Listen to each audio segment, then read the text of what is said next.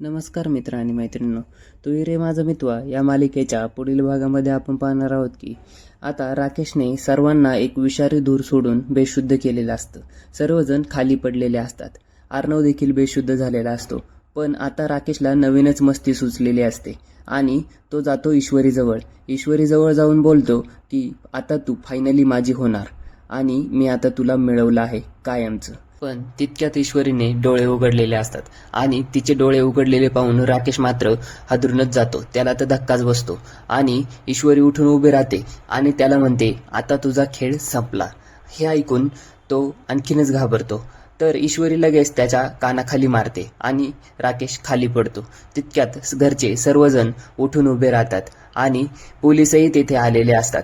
ते राकेशला लगेच पकडतात. तितक्यात राकेश इन्स्पेक्टरची बंदूक मात्र हिसकावून घेतो आणि ती अर्णववरती ताणतो.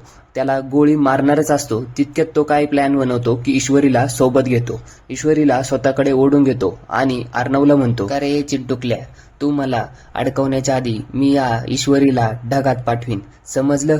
आणि पुढे काय होणार हे पाहण्यासाठी आपल्याला चॅनलला सबस्क्राईब करायला हवं आणि व्हिडिओला देखील लाईक करायला हवं. थँक्यू.